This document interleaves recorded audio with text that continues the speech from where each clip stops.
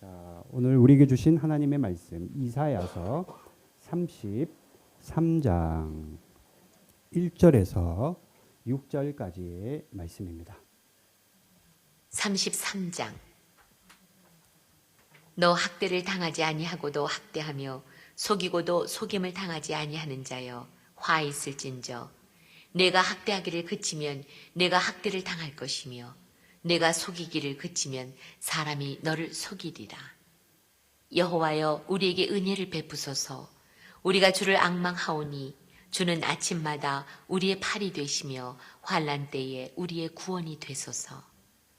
요란한 소리로 말미암아 민족들이 도망하며 주께서 일어나심으로 말미암아 나라들이 흩어졌나이다. 황충의 때같이 사람이 너희의 노량물을 모을 것이며 메뚜기가 뛰어오름같이 그들이 그 위로 뛰어오르리라. 여호와께서는 지극히 존귀하시니 그는 높은 곳에 거하시며 정의와 공의를 시온에 충만하게 하심이라. 내 시대에 평안함이 있으며 구원과 지혜와 지식이 풍성할 것이니 여호와를 경외함이 내 보배니라. 아멘. 하나님의 말씀입니다. 자리에 앉겠습니다.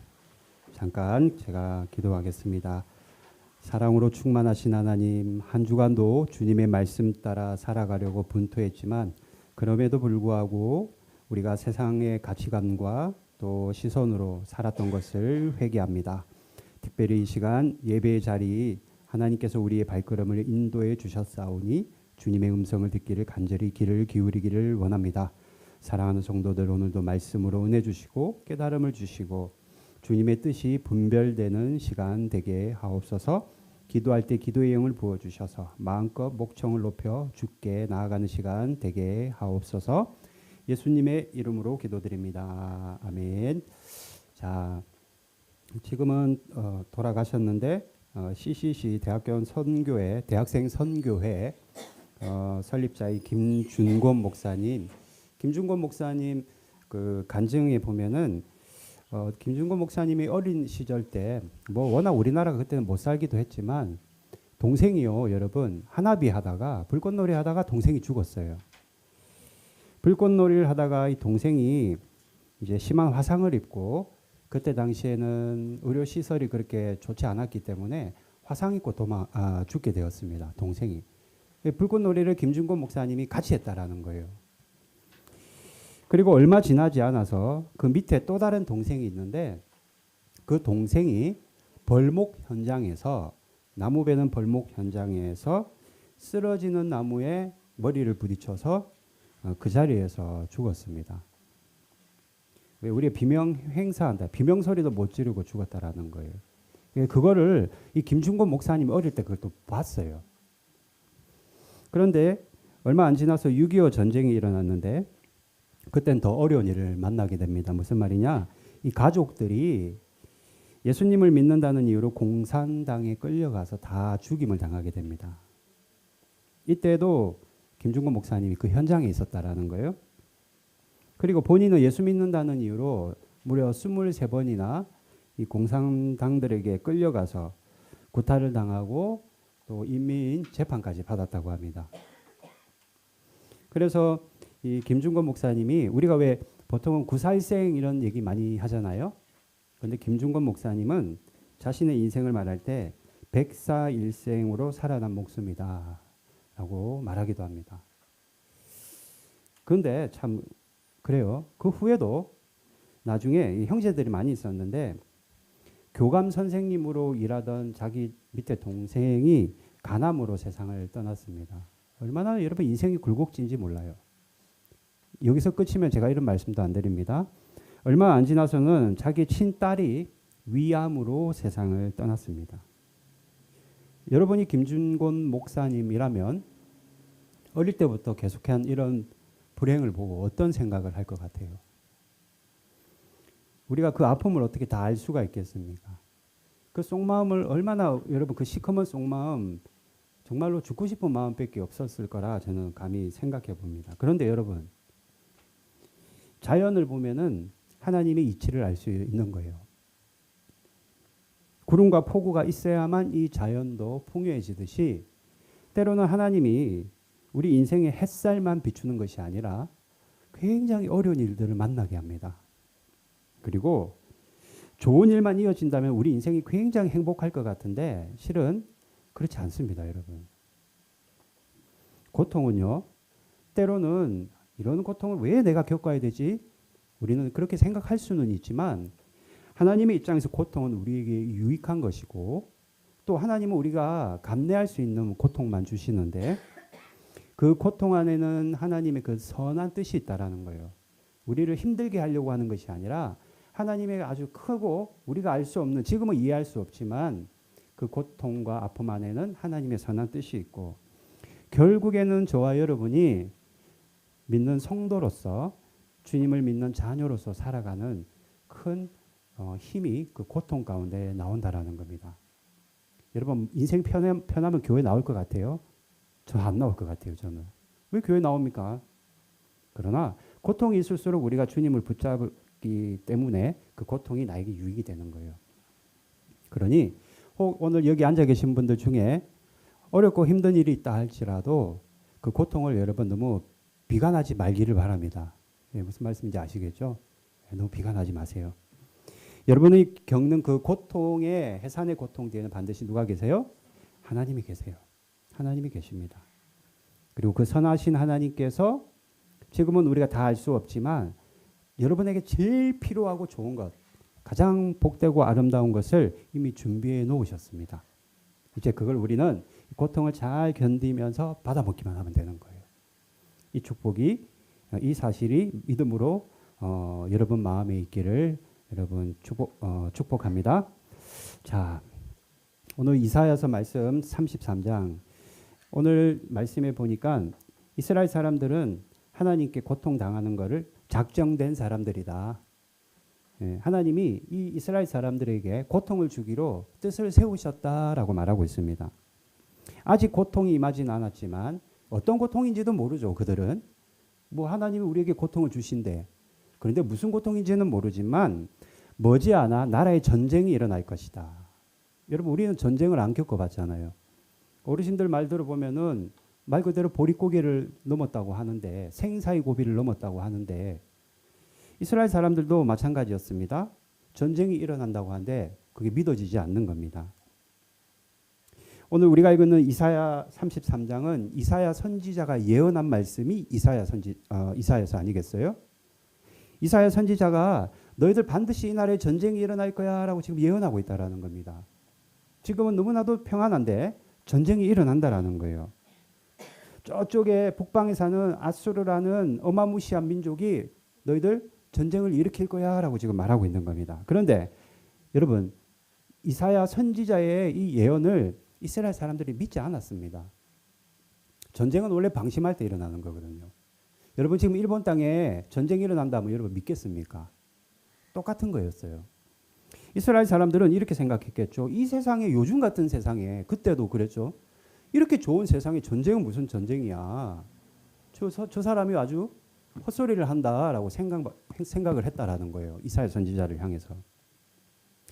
더욱이 이때 이스라엘 사람들은 그 아수르라는 나라, 전쟁을 일으킨다는 그 나라에 이미 조공을 바치고 있었어요. 그러니까 어느 정도 사이가 좋았다라는 겁니다. 예? 매일 조공을 바치는데 그 나라가 우리를 쳐들어올 이유가 뭐가 있겠냐라는 거예요. 우리 인간적인 생각으로는 그렇죠. 그게 맞는 말이죠. 설마 우리가 이렇게 사이좋게 지내고 우리가 이렇게 세금까지 따박따박 잘 내는데 뭐가 아쉬워서 우리를 쳐들어오겠어. 전쟁을 하겠어라고 믿지 않았다라는 거예요.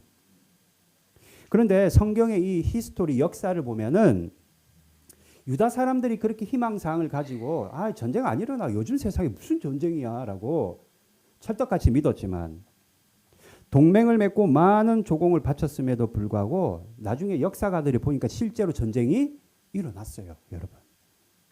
그 역사입니다. 여러분 하나님이 말씀하시면은요. 하나님이 전쟁이 일어날 거야 라고 이사야 선지자를 통해 말씀하셨다면 그 전쟁은 반드시 일어나는 겁니다. 내가 뭐 피하거나 도망갈 수 없다라는 거예요. 예수님이 오기 701년 전에 아수르가 이스라엘 민족을 침략해서 실질적으로 전쟁이 일어났습니다. 자, 이쯤 되면 이게 거짓말이 아니었네. 이사야 선지자가 말하는 것대로 정말로 전쟁이 일어났네라고 그것을 깨달은 사람들은 어떻게 해야 돼요? 최소한 그 말씀을 주신 하나님께 나아가서 도움을 구하든지 하나님께 매달려야만 하는 겁니다. 그런데 이스라엘 사람들은 하나님 앞에 나가지도 않았고 그분을 의지하지도 않았고 그분을 찾지도 않았다라는 거예요. 오히려 아수르가 전쟁을 도발해 오니까 하나님께 나가는 게 아니라 저 밑에 이집트, 애굽이라는 나라에 가서 도와주쇼라고 거기다가 손을 뻗쳤다라는 겁니다. 그 말씀이 신명기에 기록되어 있더라고요. 신명기 17장 16절 같이 읽어볼까요? 시작. 그는 병마를 많이 두지 말 것이요 병마를 많이 얻으려고 그 백성을 애굽으로 돌아가게 하지 말 것이니. 무슨 말이냐? 병마를 많이 두고 있는 군사력이 막강한 애굽 사람들에게 도움을 요청하러 갔다라는 거예요. 하나님께 요청을 하러 가는 것이 마땅함에도 불구하고 애굽, 지금의 이집트 사람들에게 도와달라. 아수르가 지금 전쟁을 벌였다. 우리 다 죽게 생겼다. 군인들을 보내주고 무기들을 보내주고 군사들을 보내달라라고 도움을 요청했다라는 겁니다. 이사야 선지자가 예언을 할 때 이때까지 이스라엘 사람들은 수많은 하나님의 은혜를 경험했고 하나님의 역사를 경험했음에도 불구하고 막상 고통을 당하고 전쟁을 만나게 되니까 결정적일 때 누구를 의지해요? 사람을 의지하더라는 겁니다. 우리는 안 그럴 것 같죠? 우리도 똑같습니다. 때문에 오늘 하나님이 이사야 선지자를 통해 저와 여러분에게 아주 중요한 말씀을 하시는데 하나님을 의지하는 자는 구원을 받는다라는 말씀을 주시는 거예요. 따라합시다. 하나님을 의지하는 자는 구원을 받는다. 구원을 받는다. 하나님을 의지하는 자만이 구원을 받는 겁니다. 이거는 바꿀 수가 없어요. 하나님이 정하신 뜻입니다. 하나님께 마찬가지로 도움을 요청하는 자만이 하나님이 도와주시는 거예요. 왜요? 하나님은 우리의 그 믿음을 보시고 믿음의 분량대로 우리를 도와주시기 때문입니다. 자, 본문 3절 같이 한번 읽어볼까요? 자, 시작. 요란한 소리로 말미암아 민족들이 도망하며 주께서 일어나심으로 말미암아 나라들이 흩어졌나이다. 만약 이스라엘 사람들이 하나님께 도움을 청했다면 이런 일이 일어난다라는 거예요. 주님이 일어나셔서 적군들은 다 흩어진다. 도망하게 된다. 적들은 망하게 된다라고 오늘 이사야 선지자가 말하고 있는 겁니다. 참으로 다행인 것은 그 중에도 하나님 앞에 나가서 기도하는 사람들이 있었고 그 중에도 하나님 앞에 나가 도와달라고 간청하는 자들이 있었는데 하나님이 그 숫자는 상관하지 않고 한 명이 왔든 두 명이 왔든 그러니까 이게 중요해요. 우리 여기 다 기도 안 해도 한 사람만 기도하면 하나님 들어주시는 거예요. 그죠? 아멘입니다. 이게 진짜 아멘이에요. 그때 하나님이 기도한 그 한 사람 때문에 이스라엘 사람들을 여러분 구원해 주십니다. 그리고 90년 후에 아수르뿐만 아니라 바벨론의 포로로 잡혀갔을 때도 하나님이 그들을 멸망하지 않고 구원의 길로 들어가게 하셨다라는 거예요. 그리고 하나님이 이스라엘을 침략했던 그 아수르 왕이 있을 거 아니에요. 그죠? 명령을 내린 그 왕이 있을 거 아닙니까? 그 왕 이름이 산헤립인데 산헤립에게 아주 비참한 죽음을 허락하십니다. 자, 이사야 37장 38절 같이 읽습니다. 시작. 첫 번째 거 넘겨주시겠어요? 네. 네, 시작. 자기 신 니스록의 신전에서 경배할 때에 그의 아들람 멜렉과 사레셀이 그를 칼로 죽이고 아라랏 땅으로 도망하였으므로. 이게 무슨 말이냐면 아수르의 산헤립 왕이 죽었는데 자기 아들들에 의해서 죽었다라는 거예요. 두 아들이 아버지를 죽였다라는 거예요. 하나님이 치시면은 이렇게 무서운 겁니다. 하나님이 진노하시면 아들들이 아버지를 죽이는 엄청난 일도 일어나는 거예요. 그러나 반면에 하나님은 이스라엘 사람들을 구원하시고 그 한 사람의 기도 때문에 그들을 전폭적으로 하나님이 인도하셔서 고통과 환난 가운데 그들이 구원받는 백성이 되도록 하나님이 역사하셨고 그 이스라엘의 역사를 승리의 역사를 담은 것이 바로 우리가 읽고 있는 성경이다라는 겁니다. 하나님의 말씀이다. 자, 여기까지 제가 이사야서 33장의 기초적인 배경을 말씀드렸는데 자, 지금부터 개봉박두 그러니까 이거 어떻게 하라고 우리 보고. 그러니까 하나님 왜 우리에게 이 말씀을 주시느냐. 왜 하필이면 주일날 이 말씀을 우리에게 주시느냐. 우리에게도 전쟁이 있습니다. 우리에게도 고통이 있어요. 우리에게도 싸움이 있다라는 거예요. 저도 있고 여러분도 있습니다. 그런데 여러분 이걸 꼭 기억해야 돼요. 우리 인생에 일어나는 전쟁과 싸움은요 다 여러분 우리는 이걸 영적으로 바라볼 수 있어야 돼요. 그러니까 우리 인생에 일어나는 모든 싸움은 영적인 싸움이고 영적인 전쟁인데 이걸 다른 말로 하면 마귀와의 전쟁입니다. 마귀와의 전쟁이에요. 마귀는요 지금도 저와 여러분을 눈에는 안 보이지만 그 마귀가 끊임없이 우리를 도발하고 있고 때로는 전면전으로 때로는 국지전으로 우리를 전쟁을 걸고 있다는 겁니다. 그런데 마귀가 성경은 마귀가 우리에게 전쟁을 하고 공격을 하는 두 가지 루트를 말해요. 첫 번째가 뭐예요? 우리의 생각을 통해서 마귀는 전쟁을 한다라는 공격한다라는 거예요. 베드로전서 5장 8절 같이 한번 읽어볼까요? 시작. 근신하라 깨어라 너희 대적 마귀가 우는 사자같이 두루다니며 삼킬 자를 찾느니. 마귀가 우는 사자와 같이 삼킬 자를 찾고 있고 공격하고 있는데 우리의 생각을 통해서 마귀가 공격한다. 가령 들면 이런 겁니다. 하나님은 모르실 거야. 내 상황과 형편을.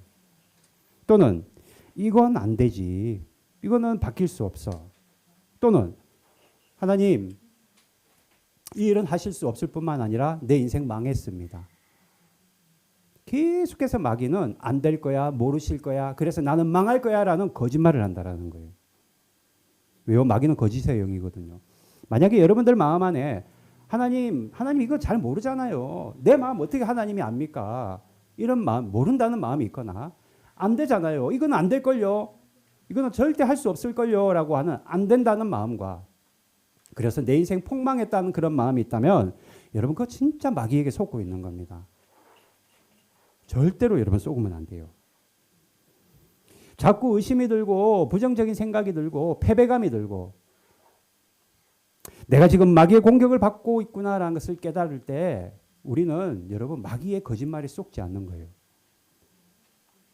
직장인들은 회사에서 어깨가 좁아지는 경우가 있어요. 그죠? 왜 그래요? 자신감을 잃어서 그렇죠. 왜요? 마귀가 자꾸 해서 패배감을 주고 무력감을 주거든요. 가정주부들은요. 아, 내 새끼는 왜 이렇게 공부를 못하는 거야? 다른 애들은 저렇게 하는데 너는 왜 그래? 뭐예요? 비교하는 생각을 주기 때문입니다. 마귀가 주는 거거든요. 실은. 저 같은 목회자에게는 뭘 줍니까? 야, 아무도 없는데 좀 자. 잠 좀 자고 너 몸이나 잘 챙겨. 뭐 그렇게 열심히 하냐? 마귀가 주는 생각이에요. 마귀는 계속해서 우리에게 생각을 통해서 우리를 공격하는 거예요. 여러분들 지금 이렇게 앉아 있어도 일주일 동안 엄청 공격을 받다가 만신창이가 돼서 지금 이 자리에 나온 거라고요. 영적으로 보면. 옷이 누들누들해졌다고요. 공격을 하도 받아서. 이 생각으로. 또 한 가지 여러분들 아시다시피 마귀는 생각뿐만 아니라 우리 마음으로 공격합니다. 마음이 뭘까요? 우리 생각에 느낌이 더해지면 마음인 거예요. 그게.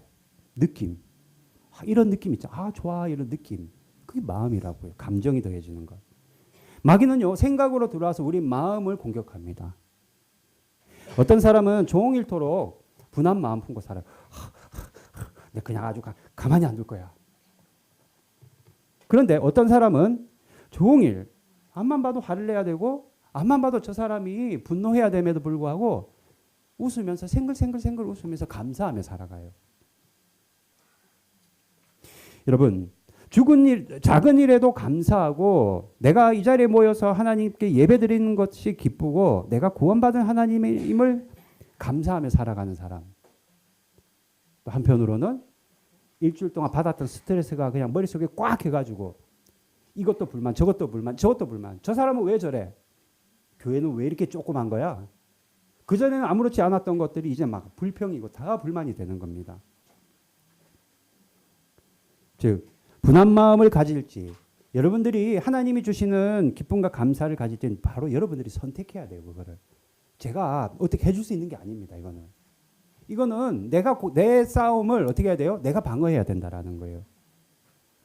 똑같은 문제를 있는데 어떤 사람은 그 문제를 아주 영적으로 해석하는 사람이 있고 똑같은 문제인데도 어떤 사람은 완전히 나락으로 떨어지는 사람이 있어요. 그 사람은 완전히 육적으로 해석하는 건 마귀에 속아서 그래요. 제가 예전에 이 비유를 한번 든 것 같은데 두 남자가 하숙을 했어요. 하숙을 했는데 어떤 아는 사람이 딸기를 한 상자씩 보내주었습니다. 그런데 집에 남자 둘이 살다 보니까 냉장고가 없는 거예요. 근데 딸기를 오늘 다 먹어야 돼. 네, 다 먹어야 돼. 오늘 내일 중으로 딸기를 다 먹어야 돼. 왜? 냉장고가 없으니까. 그런데 여러분 딸기 상자 열어보면 저희가 어제도 딸기를 사다 먹었는데 그 중에는요. 좋은 거는 위에 있지만 밑에는 뭐가 있어요? 벌레 든 게 있습니다. 아주 안 좋은 것들이 있다고요.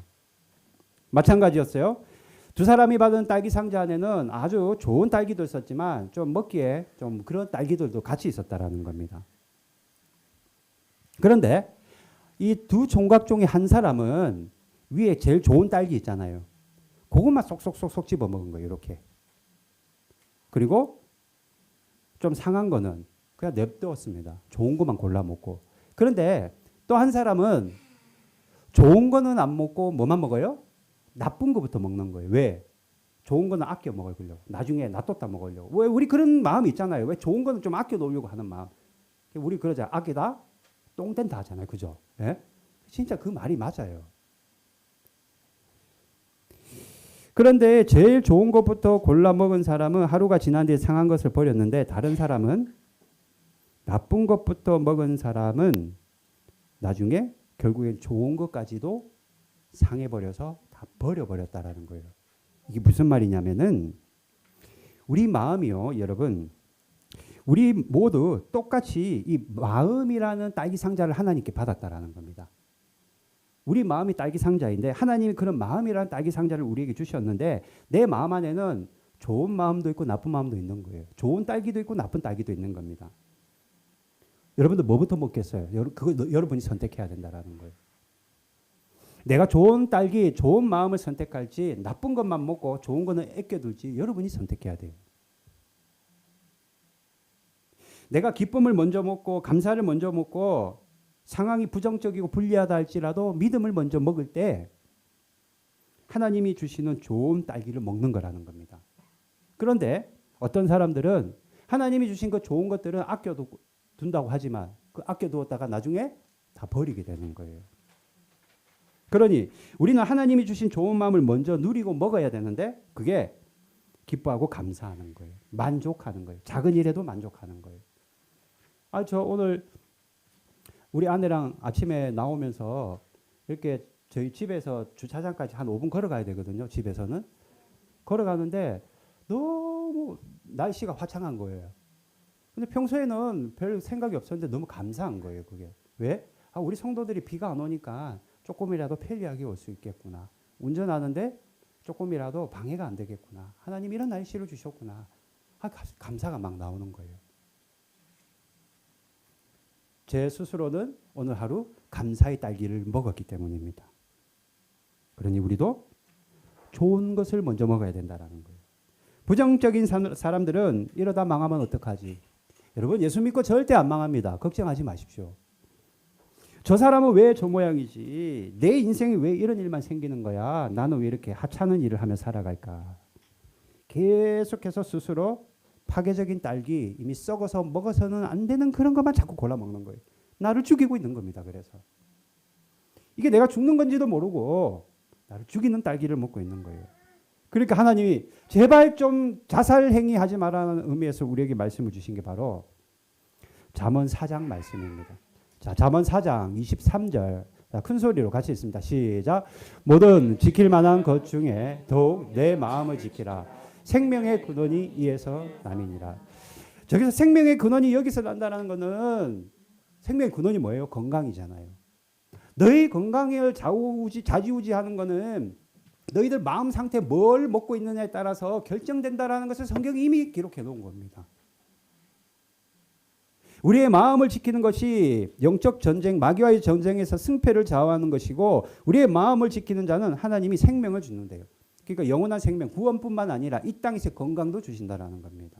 그게 맞는 거예요, 그게 실은.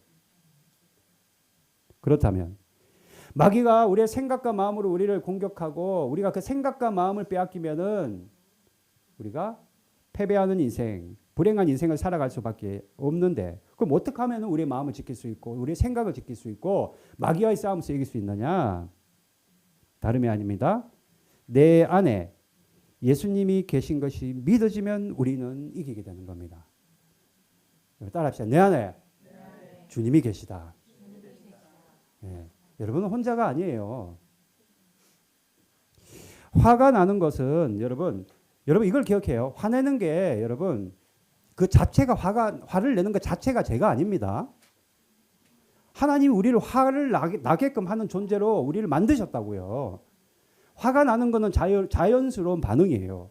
내가 기분 나쁜 말 들으면 화가 나고 뭐야 우악 하는 것은 자연스러운 반응인데 그 반응에 그 화라는 곳에 묶여 있으면 그게 죄가 되는 거예요. 화가 나는 것은 너무나도 자연스러운 반응이고 혈기를 부리는 것도 하나님이 이해하시지만 예수님이 내 안에 계신 것이 정말로 믿어진다면 아 나는 혼자가 아니구나. 주님과 함께 동역하며 그분의 손잡고 살아가구나. 예수님이 지금 내 안에 계시구나라는 것이 믿어지면 우리는 생각과 마음 전쟁에서 넉넉히 이기며 살아가게 되는 겁니다. 내 안에 누가 계시다고요? 예수님이 계시다. 주님이 내 안에 계심이 믿어지는 그 순간부터 주님은 그 사람의 믿음대로 그 믿음이 너무나도 하나님이 보기에 어여뻐서 그때부터 역사하시는 거예요. 에스겔 11장 19절 말씀 시작.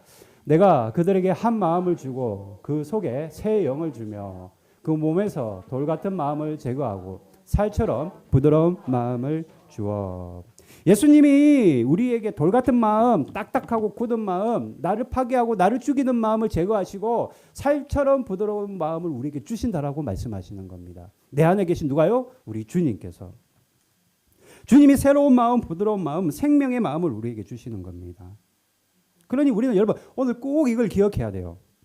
마귀는 우리의 생각과 생각과 마음을 통해 우리를 공격하는데 우리 힘으로 이 생각과 마음의 공격을 막을 수 있는 것이 아니라 예수님이 내 안에 함께 계신 것이 믿어지면 우리는 그 싸움을 넉넉히 싸워서 이기게 되는 겁니다. 내 안에 예수님이 계시지 어떤 딸기를 내가 먹고 살아갈지는 내가 선택해야 돼요. 이미 예수님은 우리 안에 와 계신 겁니다. 주님이 함께하고 계신 거예요. 그리고 그렇지 주님이 나와 함께 하시며 이 싸움을 하고 계시고 그렇다면 나는 감사하며 기뻐하는 좋은 딸기를 먹겠다라고 결단하는 순간 주님이 역사하시는 거예요. 한 주간도 여러분들의 생각과 마음을 지키기 위해서는 내 안에 주님이 계시고 내가 주님이 주시는 내 안에 계신 주님 뭐 하겠어요? 좋은 마음을 주실 거 아니에요. 부드러운 마음을 주실 거 아니에요. 그 마음을 먹겠다. 우리 그러잖아요. 마음이란 걸 음식도 아닌데 마음 먹기 따라서 이런 말 하잖아요. 먹어야 되는 거예요. 그거를. 내 영이 먹어야 되는 거예요. 취해야 되는 겁니다. 적극적으로 내가 그걸 가져야 되는 거예요. 그러면 새 마음을 주시고 부드러운 마음을 우리에게 주시는 겁니다. 중요한 거는 내가 뭐 해야 돼요? 선택해야 돼요. 똑같은 상황에서도. 예배를 드릴 때도요. 여러분 제가 어떨 때는 제 마음이 충만할 때 주님의 것으로 충만할 때는 예배드리는 제 마음의 태도가 많이 다릅니다. 그런데 여러분도 그럴 거예요. 똑같은 예배 자리에 앉아 있는데 어떤 사람은 그 예배가 너무나도 지루하고 너무나도 나에게는 고문과 같은 시간이 되고 또 어떤 분들에게는 그 예배가 한순간 내가 주님을 만날 수 있는 은혜의 방편으로 믿고 나아가게 되는 겁니다. 바라기는 여러분 주님의 함께 하심이 여러분 정말로 믿어지시기를 바랍니다. 아멘. 아멘을 잘하는 사람이 축복을 받을지어다. 아멘. 예, 왜? 내 말이 아니라 주님이 말씀하시니 아멘은 뭐예요? 동의합니다. 그렇습니다. 주님 하는 거니까요. 그죠? 예, 아멘. 자, 그리고 만약에 우리가 주님이 함께 하심이 여러분 믿어진다면 우리가 주님을 경외할 수 있습니다. 뭘 할 수 있다고요? 주님을 경외할 수 있어요. 자, 본문 6절 같이 읽어볼까요? 자, 본문 6절입니다. 시작. 내 시대에 평안함이 있으며 구원과 지혜와 지식이 풍성할 것이니 여호와를 경외함이 내 보배이니라. 아멘. 하나님을 경외하는 것이 여러분들에게 보배가 되고 보물이 된다라는 겁니다. 경외는 하나님이 나와 함께 하심이 믿어질 때 되어지는 거예요. 여러분 안에 주님이 같이 계신 걸 믿어집니까? 그러면 경외할 수 있어요. 경외한다는 게 뭐예요? 예수님을 사랑하지만 두려워한다라는 겁니다. 내 아버지니까 너무나도 친근하지만 한편으로는 존중한다라는 거예요. 여러분 예배 드릴 때, 오늘과 같이 예배 드릴 때 우리는 하나님을 경외하는 마음으로 나가야 돼요. 우리가 기도를 드릴 때도 여러분 어떻게 해야 되나? 우리가 주님을 경외하는 마음으로 나가야만 합니다. 우리의 일상의 삶을 통해서 언제나 우리는 하나님을 경외해야 돼요. 제가 엊그저께 딱지를 끊겼어요. 딱지. 예. 아니 일본은 왜 일시정지를 갖다가 조금 큼지막하게 써놓지, 예? 자꾸 내 눈에 안 보이게끔 써놔서 벌써 2번째 걸렸어요. 제가 속상했지만 그분이 신분증을 제시하라고 할 때 오토바이 있잖아요. 그, 예? 이 오토바이, 큰 오토바이 2개가 따라오더라고요. 처음에 저 따라오는지도 몰랐어. 근데 보니까 나를 쫓아오고 있어. 결국에 딱지 끊겼어요. 신분증을 제시하고 나에 대해서 꼬치꼬치 물으면 대답을 다 해야 돼요. 왜요? 그 사람에게는 나라가 부여한 권세가 있기 때문입니다. 아무리 등치가 크고 건장한 남자가 여성 경찰관을 만났다 할지라도 힘으로는 그 여성 경찰관을 단번에 제압할 수 있다 하더라도 그 여성 경찰관 앞에서는 꼼짝 못하는 이유는 그 경찰관에게 뭐가 있어서요? 권세와 권위가 있기 때문입니다. 우리가 하나님을 경외해야 될 이유는 하나님에게만 생명이 있고 하나님에게만 구원이 있고 하나님에게만 여러분 우리의 높고 낮음이 있기 때문이에요. 모든 것이 하나님께만 권세가 있기 때문입니다. 제가 목요일부터 토요일까지 도쿄에 있는 교회에서 제이하트 집회를 섬기고 왔습니다. 아내랑 같이. 저는 담당이 의전 담당이었어요. 공항에 라이딩을 가서 강사 목사님을 모시고 계속 그 차로 제가 계속 운전하면서 의전하는 거예요. 옆에 쫙 붙어가지고 의전 담당은 쫙 붙어가 필요한 게 있으면 음료수도 좀 이렇게 해드리고 서포트하는 거예요. 그런데 이 강사 목사님하고 저희 아내하고 같은 차로 움직이고 공항에서 뭐 왔다 갔다 저기 어디 가와구치까지 숙소가 거기 있어서 갔다 오고 뭐 하다 보니까 이야기를 엄청 많이 했어요.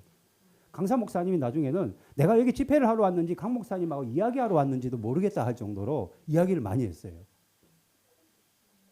정말로 큰 은혜를 받았습니다. 큰 은혜를 받았고 그 목사님을 통해서 하나님의 뜻을 다시 점검할 수 있었어요. 제가 이 말하면 거짓말이라고 할지도 모르지만 여러분, 제가 그 강사 목사님을 만나러 갈 때 왠지 하나님이 나에게 이런 말씀을 해줄 거야라는 느낌이 확 드는 거예요. 그래서 우리 아내에게 그 3가지를 말을 드렸어요. 말을 했어요. 강사 목사님이 나한테 이 말을 할 것 같고 이 말을 할 것 같고 이 말을 할 것 같아. 만약에 이렇게 3가지 말을 얘기하면 하나님의 뜻으로 나도 믿을래. 그런데 나리타 공항에서 태워서 도쿄로 가는 그 차에서 제가 그대로 말하는 그 3가지를 순서도 안 틀리고 저게 그대로 얘기하는 거예요.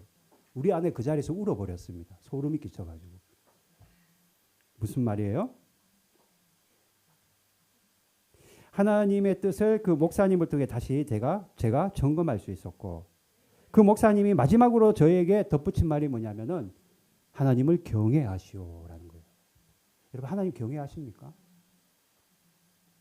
우리가 이 땅에 살아가는 이유가 동물들과 같이 하루 밥 3끼 먹고 배설하기 위해 살아가는 게 아니라고요. 하나님을 형상대로 살아가고 그분의 영광을 나타내고 그분을 경외하기 위해 우리가 살아가는 겁니다. 하나님을 경외하는 자는 여러분 반드시 우리의 생각과 마음을 지킬 수 있는 겁니다. 그리고 하나님을 경외하는 자만이 진짜 축복을 받는 거예요. 마지막으로 잠언 22장 4절 같이 한번 마지막 구절입니다. 읽어볼까요? 시작. 겸손과 여호와를 경외함의 보상은 재물과 영광과 생명이니라. 겸손과 여호와를 경외하는 자들에게는 하나님이 보상을 해주고 상을 주시는데 그분의 상급이 있다. 첫 번째 재물을 주신다. 하나님을 경외하는 자들에게 하나님이 재물을 주신다라는 거예요. 풍성함을 주신다라는 겁니다. 재물이 나쁜 게 아니에요. 우리가 잘못 써서 나쁜 거지. 하나님은 그걸 주기를 원하신다는 거예요. 누구에게요? 경외하는 자에게.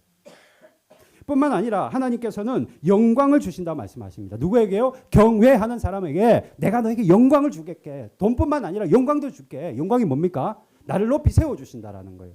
꼬리가 되지 않고 머리가 되게 하신다라는 겁니다. 뿐만 아니라 뭐라고 말하고 있어요? 생명을 준다 말하고 있습니다. 여러분 건강하고 싶죠? 하나님을 경외하십시오. 하나님을 경외하는 자들은 하나님이 생명을 주시는 겁니다. 병을 고쳐주시고 영원한 영생을 우리에게 허락하시는 거예요.